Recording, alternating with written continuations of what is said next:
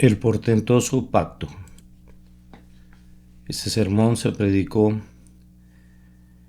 en el Tabernáculo Metropolitano de Newington, Londres, por el reverendo Carlos Haddon Spurgeon. Por lo cual este es el pacto que haré con la casa de Israel después de aquellos días, dice el Señor. Pondré mis leyes en la mente de ellos y sobre su corazón las escribiré, y seré a ellos por Dios y ellos me serán a mí por pueblo. Hebreos 8:10. En sus corazones las grabaré. Biblia de Jerusalén. La doctrina del pacto divino está en el origen de toda verdadera teología. Se ha dicho que quien entiende bien la distinción entre el pacto de obras y el pacto de gracia domina la teología. Estoy persuadido de que la mayoría de los errores que los hombres cometen concernientes a las doctrinas de la Escritura se originan en equivocaciones fundamentales relacionadas con los pactos de la ley y la gracia. Que Dios me conceda ahora poder para enseñarles ya a ustedes la gracia de recibir la instrucción sobre este tema vital. En cuanto al orden de la historia de este mundo, la raza humana estuvo primero sujeta a Dios bajo el pacto de obras. Adán era el hombre que la representaba.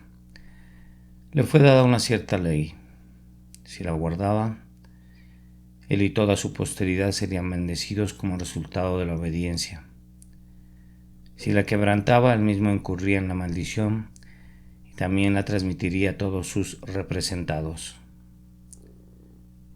Nuestro primer padre invalidó aquel primer pacto. Cayó, incumplió sus obligaciones. En su caída nos arrastró a todos, pues todos nosotros estábamos en sus lomos y Él nos representa delante de Dios. Entonces, nuestra ruina fue completa antes de que naciéramos. Fuimos arruinados por aquel que se ocupó y que ocupó el puesto de nuestro primer representante. Ser salvados por las obras de la ley es imposible, pues bajo aquel pacto ya estamos perdidos. Si hemos de ser salvados del todo, ha de ser según un plan completamente diferente, no según el plan de obrar y de ser recompensados por ello, pues eso ya fue intentado, y el representante sobre quien fue probado falló por todos nosotros. Todos nosotros fallamos en su fracaso. No hay ninguna esperanza, por tanto, de ganar el favor divino por algo que podamos hacer o de ameritar la bendición divina por vía de una recompensa. Pero la misericordia divina se interpuso y proveyó un plan de salvación de la caída. Ese plan es otro pacto, un pacto hecho con Cristo Jesús, el Hijo de Dios, quien es debidamente llamado por el apóstol el segundo Adán, porque fue nuevamente un representante de los hombres. Ahora bien, el segundo pacto en lo concerniente a Cristo era un pacto entre obras de igual manera que el primero.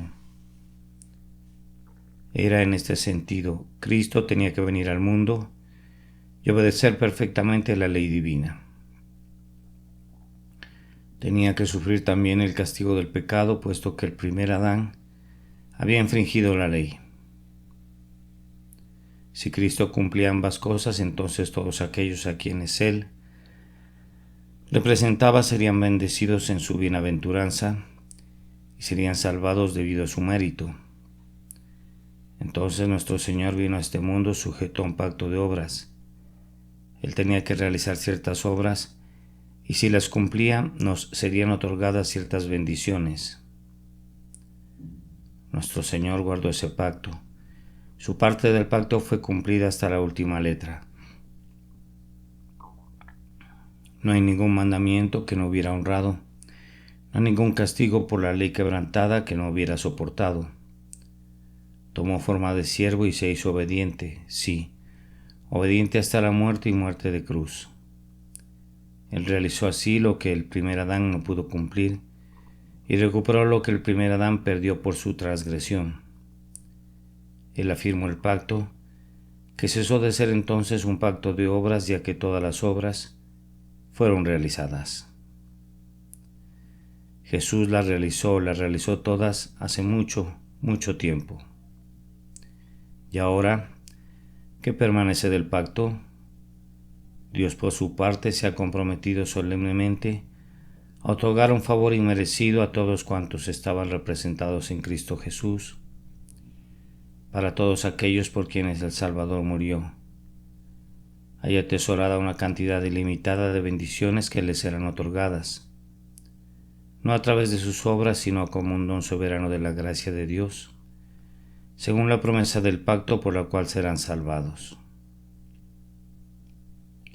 Contemplen, hermanos míos, la esperanza de los hijos de los hombres. La esperanza de obtener la salvación por sí mismos es aplastada, pues ya están perdidos. La esperanza de ser salvados por obras es una esperanza falaz, pues no pueden cumplir la ley, ya la quebrantaron, pero hay un camino de salvación disponible de esta manera. El que creyere en el Señor Jesucristo recibirá y participará de la bienaventuranza que Cristo ha cumplido y que ha comprado. Todas las bendiciones que pertenecen al pacto de gracia a través de la obra de Cristo habrán de pertenecer a toda alma que crea en Jesús. Al que no obra sino que cree en aquel que justifica al impío, a él le serán dadas sin duda las bendiciones del nuevo pacto de gracia.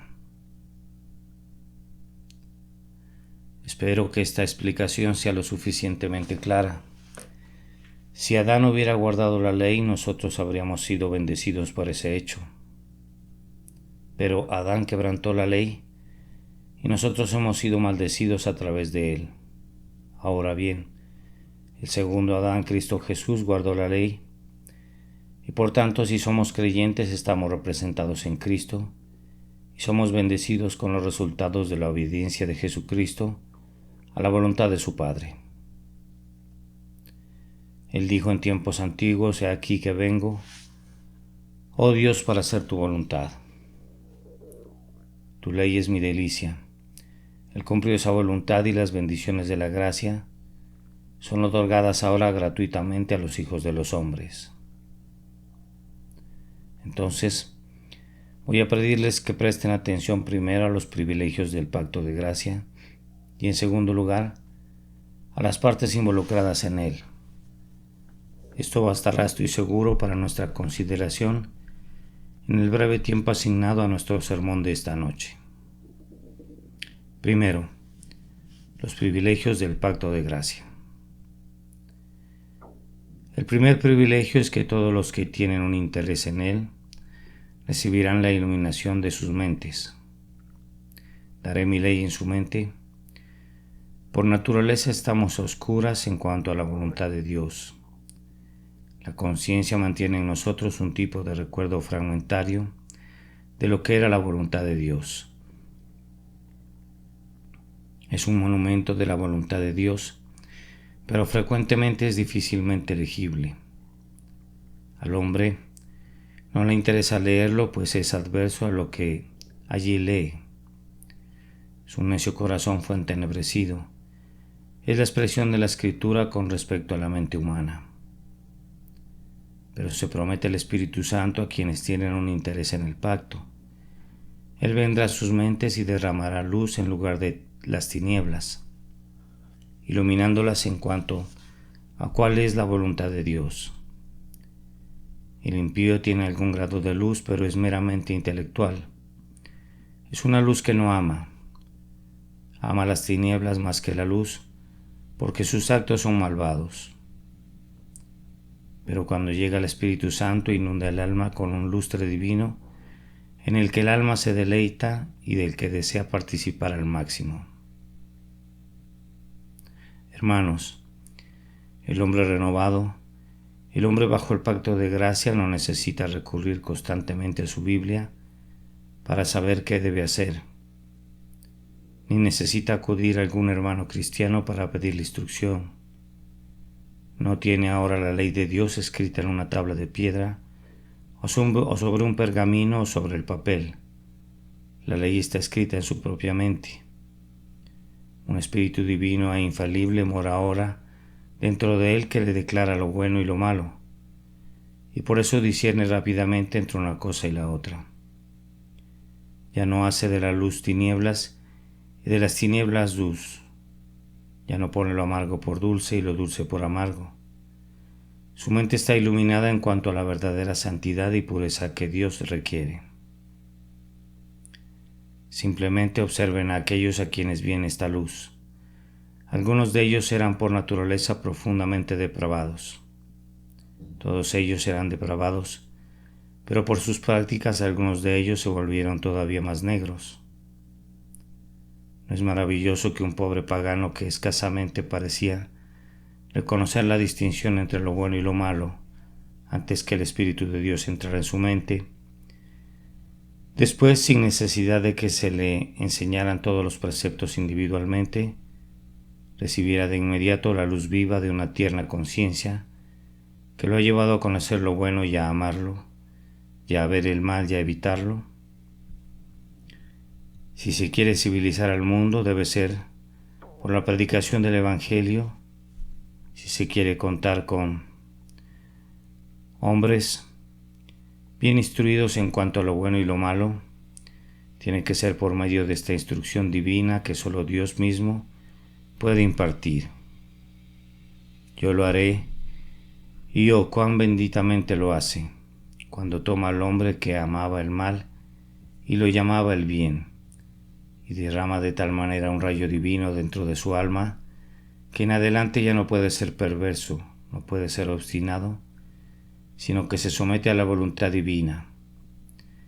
Esa es una de las primeras bendiciones del pacto, la iluminación del entendimiento.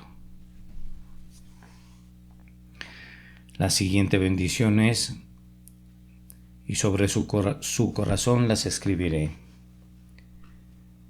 Esto es algo más que conocer la ley, es infinitamente más que eso. Voy a escribir la ley no meramente en sus entendimientos, desde donde esa ley puede guiarlos, sino en sus corazones, desde donde los conducirá. Hermanos, el Espíritu Santo hace que los hombres amen la voluntad de Dios, hace que se deleiten en todo aquello en lo que Dios se deleita, y que aborrezcan lo que Dios aborrece. Bien se dice en el texto que Dios hará esto, pues ciertamente no es algo que un hombre pueda hacer por sí mismo. Es más difícil que el etíope mude su piel o el leopardo sus manchas. No es algo que el ministro pueda hacer, pues aunque predique al oído, no puede escribir la ley de Dios en los afectos. Me ha maravillado la expresión usada en el texto, y en su corazón las escribiré. Escribir sobre un corazón ha de ser un trabajo difícil, pero escribir en un corazón, en el propio centro del corazón, ¿quién puede hacerlo sino Dios? Un hombre graba con un cuchillo su nombre en la corteza de un árbol, y allí queda y las letras crecen con el árbol, pero grabar su nombre con un cuchillo en el corazón del árbol, ¿cómo podría lograr eso? Y sin embargo, Dios graba divinamente su voluntad y su ley en el propio corazón y en la naturaleza del hombre. Yo sé cuál es la idea que hay acerca del pueblo cristiano, que no se conforma a esta y a esa costumbre porque tienen miedo. Ellos quisieran recrearse con las vanidades del mundo, pero no quisieran merecer los castigos. Ustedes, hijos de los hombres, ustedes no comprenden la obra misteriosa del Espíritu. Él no hace nada parecido a eso. Él no hace que el Hijo de Dios sea un siervo, un esclavo temeroso de la servidumbre. Antes bien cambia de tal manera la naturaleza de los hombres que ya no aman lo que antes amaban. Ahora se apartan con desprecio de las cosas en las que antes se deleitaban y no pueden complacerse más en los pecados que una vez fueron dulces para ellos, de la misma manera que un ángel no podía hundirse y revolcarse en el cieno con los cerdos.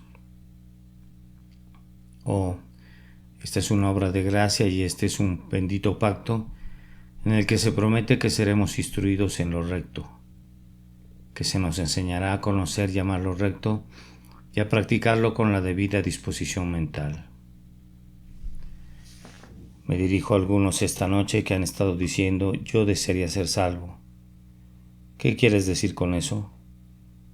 ¿Quieres decir que deseas poder escapar del infierno? Ah, bien. Yo desearía que tuvieras otro deseo, es decir, que dijeras: oh, que pudiera escapar del pecado, oh, que pudiera ser purificado, oh, que pudiera ponerle una brida a mis pasiones, oh, que mis anhelos y mis gustos pudieran ser cambiados. Si ese es tu deseo, mira cuán grande evangelio tengo para predicarte. No tengo que venir y decirte: haz esto y no hagas eso. Moisés te dice eso y el predicador de la ley te habla de esa manera. Pero yo, el predicador del evangelio, exponiendo el pacto de gracia esta noche, te digo que Jesucristo ha hecho tal obra para los pecadores que ahora Dios viene a ellos por causa de Cristo. Les hace ver lo correcto y por una obra divina en ellos y en su interior, los induce a amar la santidad y a seguir la justicia.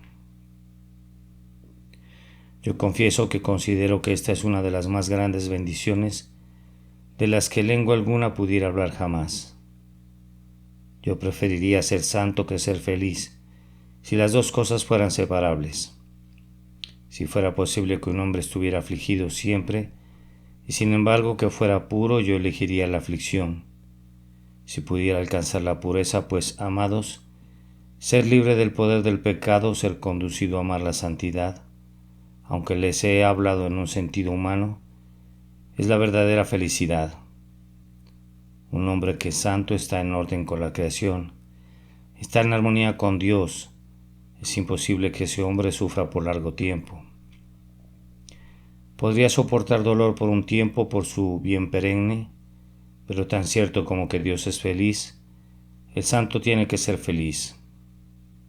Este mundo no está constituido de tal manera que a la larga la santidad se identifique con la aflicción, pues en la eternidad Dios mostrará que ser puro es ser bienaventurado, que ser obediente a la voluntad divina es ser glorificado eternamente.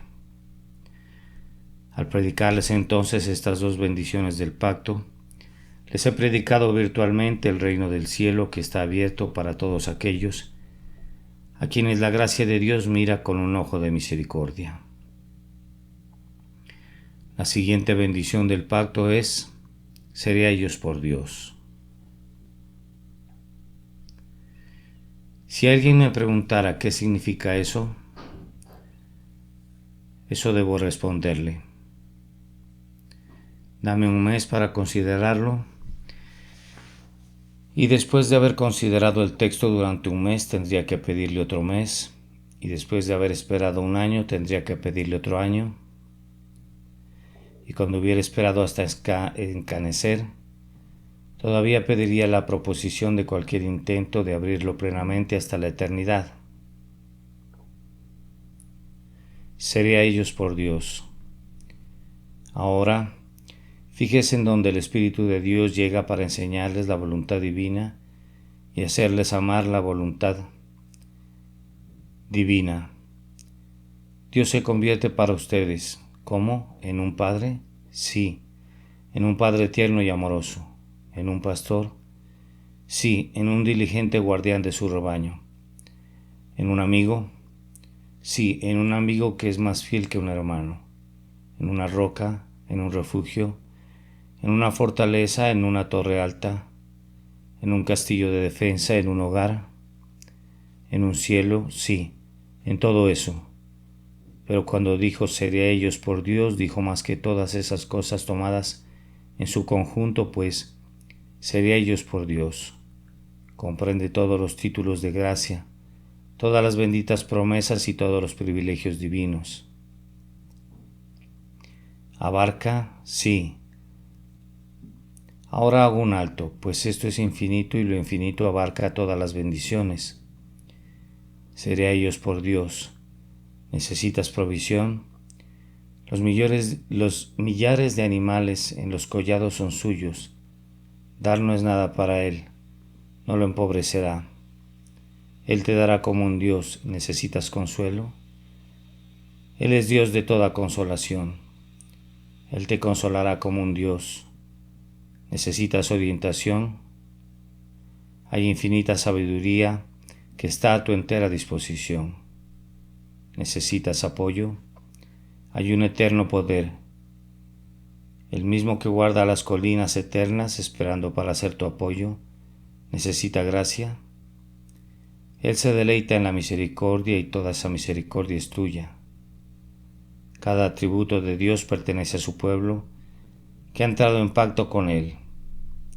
Todo lo que Dios es o pudiera ser, y que hay que no esté allí, todo lo que puedas concebir y más, todo lo que los ángeles tienen y más, todo lo que el cielo es y más, todo lo que está en Cristo, incluso la ilimitada plenitud de la deidad, todo eso te pertenece. Si estás en pacto con Dios por medio de Jesucristo, cuán ricos, cuán bienaventurados, cuán augustos, cuán nobles son aquellos que han entrado en pacto con Dios, confederados con el cielo. La infinitud te pertenece.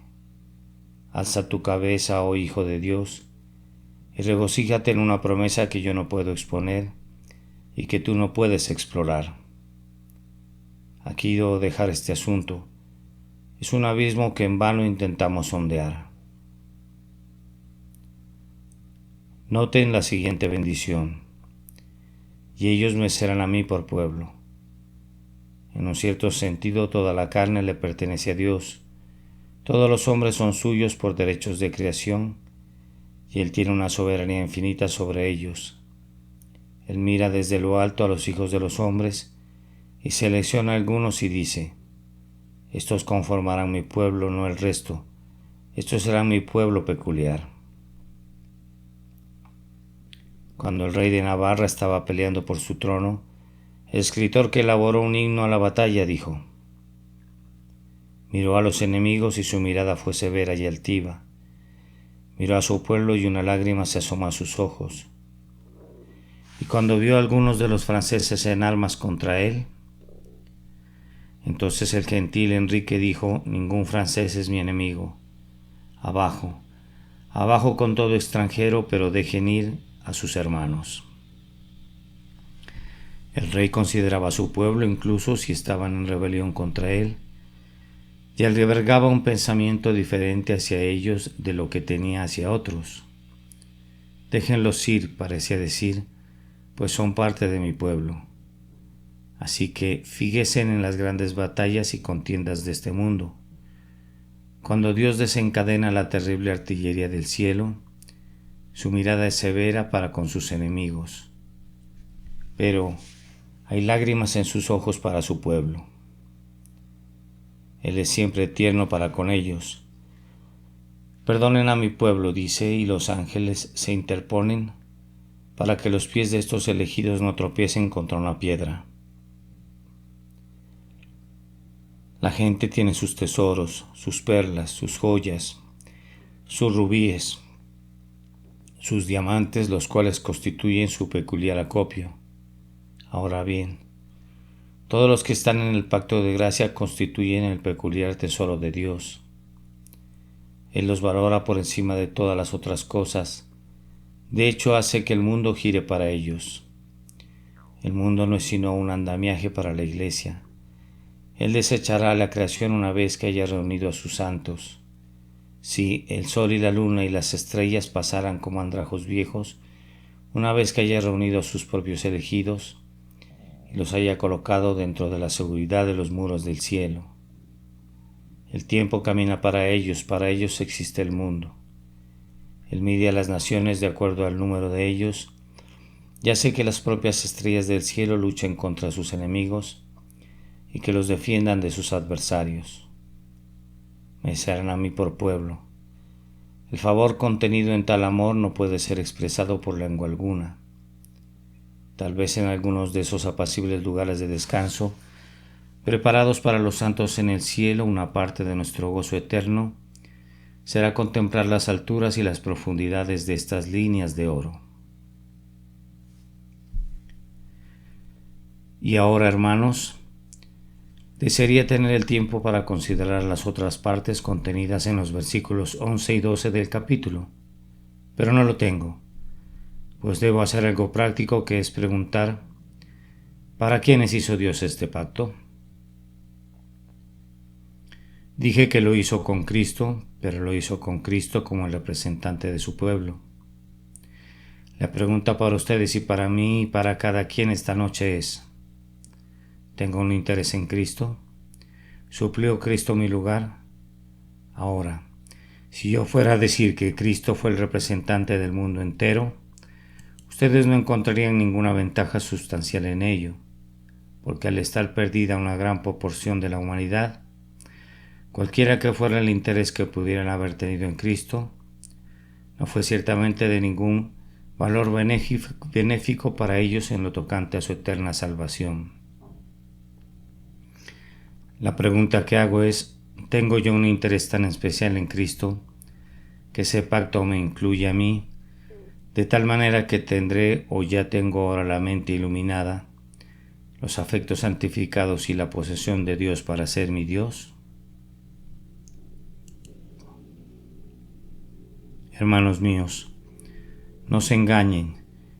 Yo no puedo, y ustedes tampoco pueden, pasar las hojas del libro del destino.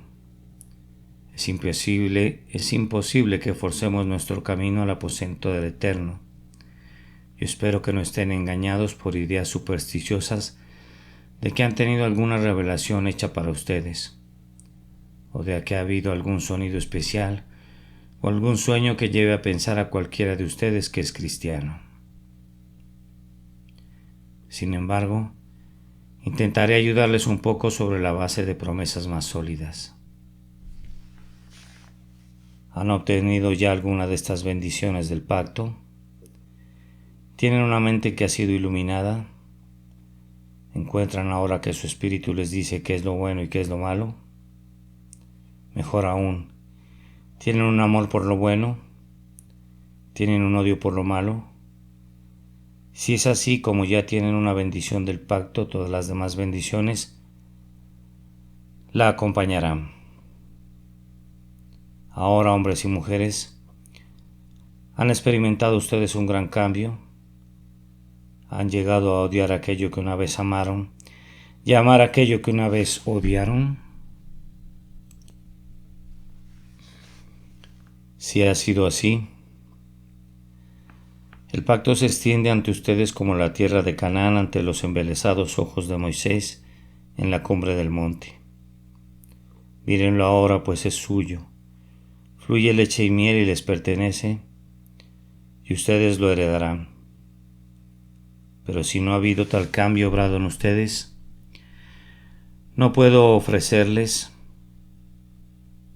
ninguna congratulación, pero doy gracias a Dios porque puedo hacer lo que es adecuado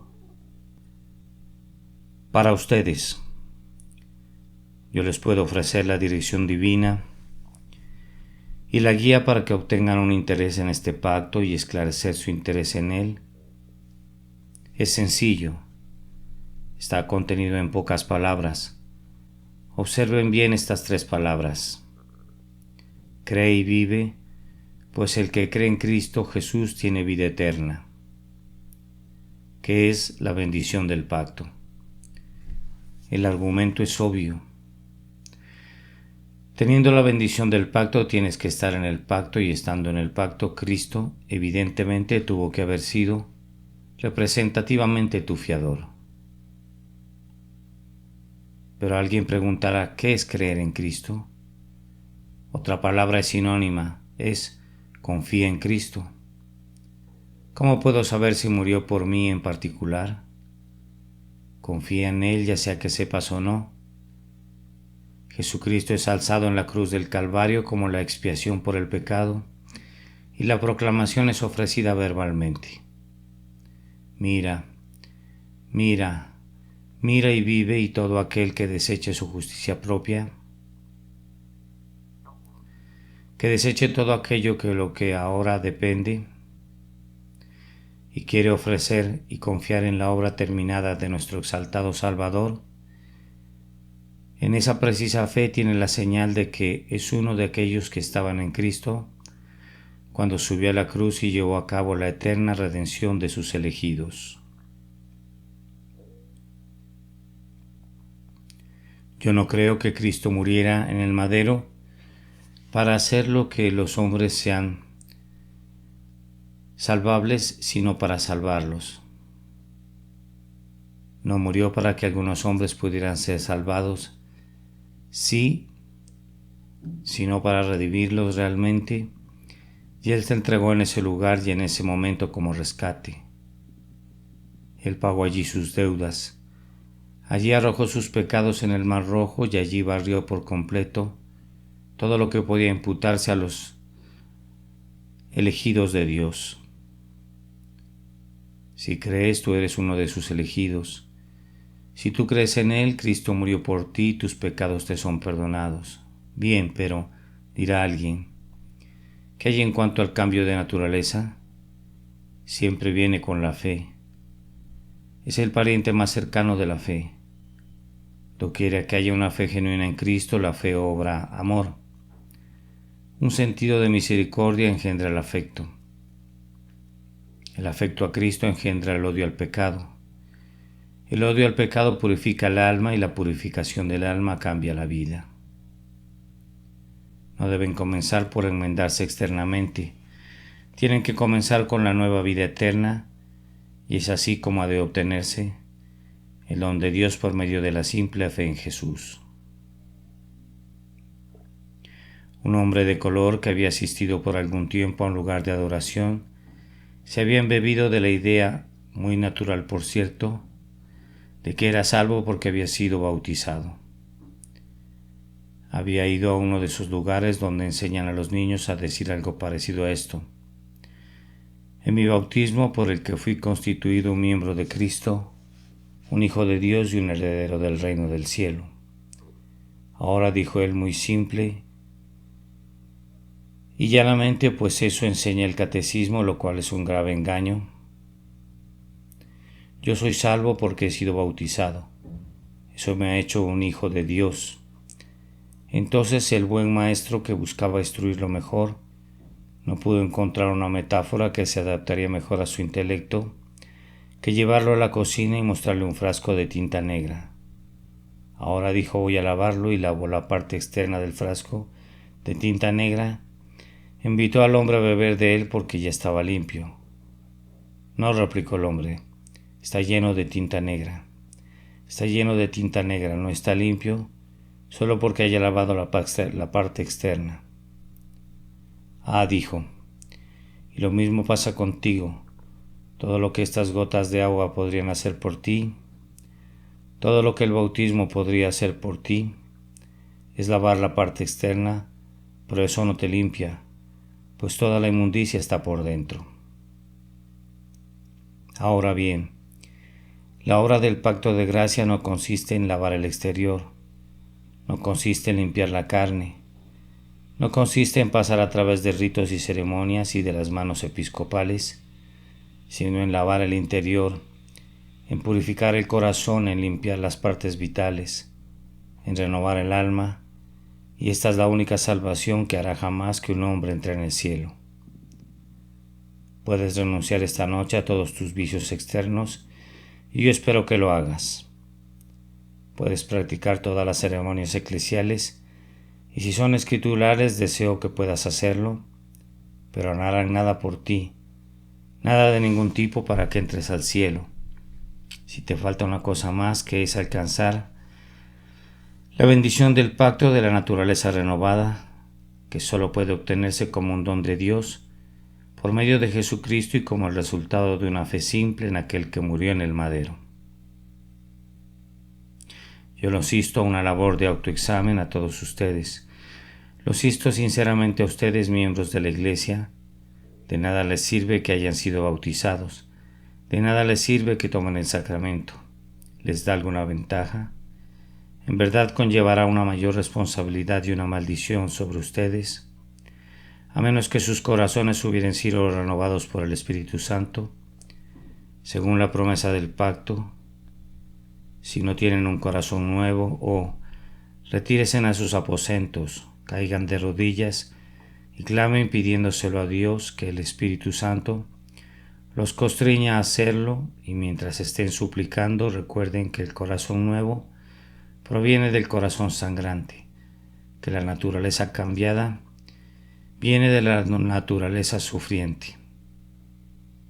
Han de mirar a Jesús, y mirando a Jesús han de saber que hay vida en una mirada al crucificado, hay vida en ese instante para ti. Me parece que estas bendiciones de las que he hablado son una gran consolación e inspiración. Son una gran consolación para los creyentes. Tú estás en el pacto, mi querido hermano, y sin embargo me dices que eres muy pobre. Pero Dios ha dicho: yo seré tu Dios. Vaya, tú eres un hombre muy rico. Un hombre podría no tener ni un centavo en el mundo, pero si posee un diamante es rico. Entonces, si un hombre no tiene ni un centavo ni tampoco un diamante, pero tiene a su Dios, es rico. Pero tu saco está traído y tú no ves de dónde ha de provenir los medios para renovar tu guardarropa. Considerad los lirios del campo, cómo crecen. No trabajan ni hilan, pero os digo que ni aun Salomón con toda su gloria se vistió así como uno de ellos. Tu Dios es el mismo Dios de los lirios, y vestirá así la hierba del campo que hoy es y mañana se echa en el horno. ¿Y no te vestirá con mayor razón a ti, oh hombre de poca fe? Dije también que sería una inspiración, y pienso que lo es. Trabajar para Cristo es una inspiración para todos nosotros, porque estamos seguros de lograr algunos resultados. Yo quisiera que las naciones fueran convertidas a Cristo. Yo quisiera que toda esta ciudad de Londres perteneciera a mi Dios y Señor, y que todas sus calles fueran habitadas por quienes aman su nombre. Pero cuando veo que el pecado abunda y que el Evangelio es puesto en fuga, mi apoyo es esto. Pero el fundamento de Dios está firme, teniendo este sello: conoce el Señor a los que son suyos. Él tendrá a los suyos. Los poderes infernales no le robarán a Cristo. Él verá el fruto de la aflicción de su alma y quedará satisfecho. El Calvario no significa una derrota. ¿Acaso Getsemaní es una derrota? Imposible. El hombre poderoso que subió a la cruz para desangrarse y morir por nosotros, siendo también el Hijo de Dios, no sufrió una derrota allí, sino que obtuvo una victoria. Verá linaje, vivirá por largos días, y la voluntad de Jehová será en su mano prosperada. Si algunos no serán salvados, otros lo serán. Si habiéndoseles invitado algunos se consideran indignos de asistir a la fiesta, otros serán llevados incluso a los ciegos y los cojos y los lisiados, y la cena estará llena de invitados. Si no vienen de Inglaterra, vendrán del este y del oeste, y del norte y del sur. Si llegara a suceder que Israel no fuese reunido, he aquí los paganos serán reunidos a Cristo. Etiopía extenderá sus brazos, y Sinim se entregará al Redentor. El explorador del desierto doblará la rodilla, y el extranjero que viene de muy lejos preguntará por Cristo. Oh no, amados, los propósitos de Dios nunca se ven frustrados. La eterna voluntad de Dios no es derrotada nunca. Cristo murió una muerte gloriosa y recibirá una plena recompensa por todo su dolor. Así que Hermanos míos amados, estad firmes y constantes, creciendo en la obra del Señor siempre, sabiendo que vuestro trabajo en el Señor no es en vano. Amén. El portentoso pacto. Este sermón fue predicado por Carlos Haddon Spurgeon en el Tabernáculo Metropolitano, New Winton, Londres, y publicado el jueves 31 de octubre de 1912. Por lo cual, este es el pacto que haré con la casa de Israel. Después de aquellos días, dice el Señor, pondré mis leyes en la mente de ellos, y sobre su corazón las escribiré, y seré a ellos por Dios, y ellos me serán a mí por pueblo. Hebreos, capítulo 8 y versículo 10. En sus corazones las grabaré. Biblia de Jerusalén.